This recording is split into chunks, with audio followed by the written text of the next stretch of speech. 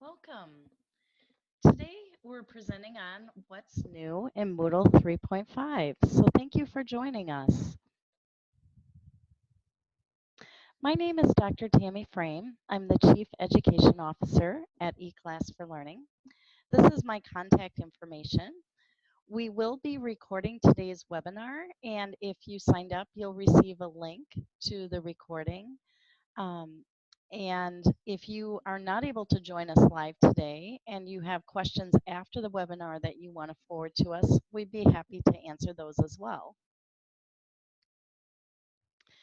Um, eClass for Learning is a full solution open source e-learning provider, and we provide a lot of services that can help end to end with organizations that want to deliver online learning. So we have a variety of open source LMS solutions. We can help you choose the right one for your use case. We do course development. We have onboarding and support services. We do advanced reporting and analytics. We have some solutions for that. We can set up e-commerce if you are selling your courses. We host LMS solutions. We can integrate our open source solutions with other systems, such as Salesforce, for example, or other HR databases. And we also do programming and customizations as well. So if you are interested in learning more about any of those services, feel free to contact me and we'd love to talk with you. Today we are using Zoom as our web conferencing platform, and you are muted, but you do have the ability to ask questions, and I do welcome those. I think that makes the webinars a lot more lively and fun. So, and if for some reason I don't know an answer to a question you ask, we will look them up and email that to the entire group. So please ask questions, it makes it fun. And today I organized today's webinar into 3 different groupings. So we're gonna start out by talking about what are the new changes in Moodle 3.5 for end users, what are the changes for instructors and course designers, and what are the changes for site administrators. So we'll start out with the end users. And one of the exciting ones is a more modern looking dashboard. And now you can put in course images and it can look much more when users come to their dashboard. It looks more like a modern course catalog to them. So that's very exciting and really has improved the look of Moodle, I think. Another thing that it has, a lot of you might have installed external tools to make this work in the past, but now it's part of the core code. And there is a global search. So you can search different things, activities, names of things, and find them within the system.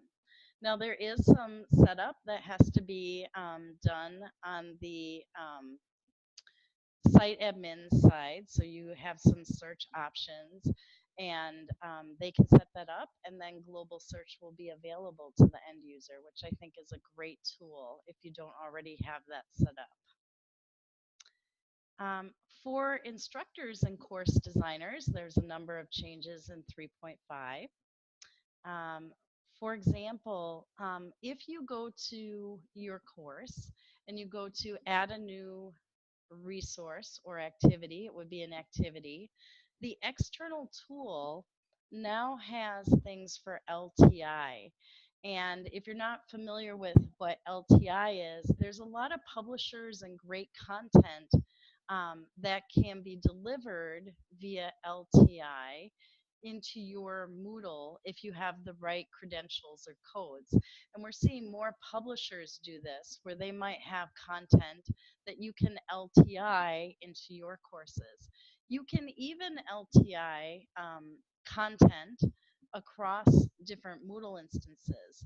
So let's say you have an instance and another institution has an instance and you're going to share content, you can LTI their content into your course, or even across courses within your organization. So LTI is a really useful tool. I'm finding that we're using it more and more. And like I said, I'm seeing more content being delivered by LTI. So that's exciting. Um, in the question bank, when you make quizzes, I highly recommend using a question bank. That allows you to randomize questions and do things like that. You can also now add tags, and that can help you find certain questions and keep things organized a little bit. So that's a nice new feature just to add usability for course designers who have large quizzes with a lot of questions in the question bank. This one is really cool. There are different editors that are in Moodle, and an editor is the what you see, what you get bar whenever you type things in. So it might be a forum, or it might be when you're creating content. Well, now in the Atto editor, and you can go to your preferences and choose what editor you want. If you pick Atto, there's now a button to make it very easy to record your voice or make a video right out of your webcam, and that'll be embedded right into the content of your course. And so for instructors that want to have more of a personal feel or respond with a video and help online learners feel more connected, I think that's a great instructional design feature. All right. Badges. There is more criteria that you can award badges for. So for example, if somebody's new to Moodle or your Moodle instance and you want to encourage them to right away upload a profile picture, they can get a badge if they did that. It kind of builds community. If they are part of a certain cohort or grouping in Moodle, they could get a badge. Um, there is other criteria too now that, oh, if they had other badges, I see. So here, this one says they can get this badge if they have already earned these other 3 badges. And so that's kind of a new way that you can think about how to award your badges. So here's another example where somebody has completed and uploaded their user picture, and so that's the criteria for setting up this badge on the badge criteria side.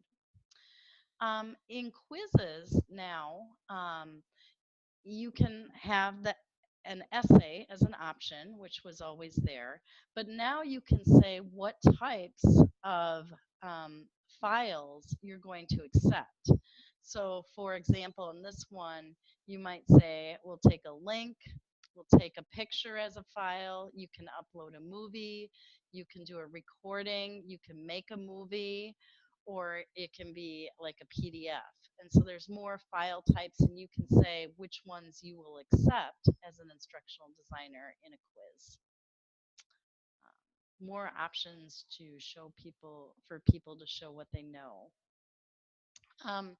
On the choice activity, which is like a poll, now whatever the instructional designer said, um, if you will or will not be able to see results, and if they'll be anonymous or if your name will appear, you'll know in advance before you make your choice how your results are going to be displayed.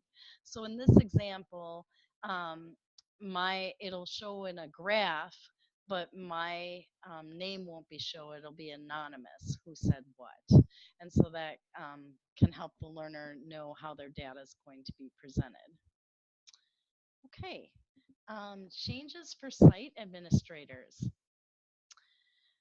GDPR is a new requirement for data protection in the Commonwealth countries. And we do have some clients that require GDPR. And any system in those countries that require a login, you have certain laws now that the user has rights, and they have a right to know how their data is being used, and they have rights to remove and purge their data, for example. So if you are dealing with GDPR compliance, or you have clients or something overseas and you need help with this, we do have experience and we have consultants that have set it up. Moodle is now compliant with it, and it has all the tools that you need to set up GDPR. You set up your policies and things like that. So what will happen now is any of the things that users need to know about their data, like their privacy settings or the policies on how their data is being used if they want to view it, or user agreements, is now there is a section in their profile called privacy and policies. And if those things have been set up correctly, they can view them. So again, if you need help with GDPR, we'd be happy to provide that as a service to you too. Yep, and here's another place where how it will look in the profile. Okay. Now, because of GDPR, if you go to the permissions of the different roles, there are now 11 new permissions, and most of them relate to data privacy and policies, like who can do certain things related to GDPR, for example. And those are now in the roles and permissions. Okay. There is a new Bootstrap theme in Moodle, and that is allowing for the icons to be a little bit clearer and the fonts to be more accessible for screen readers and so on, and better contrast. So overall, the look of Moodle is improving, which is great news. Now, if you go to your theme settings, you can check if you would like to have cohort themes. And that can be a way to set up multi-tenancy in your system as well. And so that's a really nice welcome change. There is more efficient user management. So now, when you are in either the participant or the enrollment screens, there is now things that you can do with the users, including delete selected user enrollments, and that will work even if they self-enroll themselves, and you can bulk do that by checking on the side who you want bulk unenrolled. So that makes management a little bit easier. And those are the end of the features. And I was just going to stop for a minute and see if anybody has any questions for us. Okay, none right now. If you think of some, I'll still address those. I also wanted to point out some upcoming webinars that we have in our upcoming webinar series that you might be interested in. So today we did what's new in Moodle 3.5, and I think there's some great features there.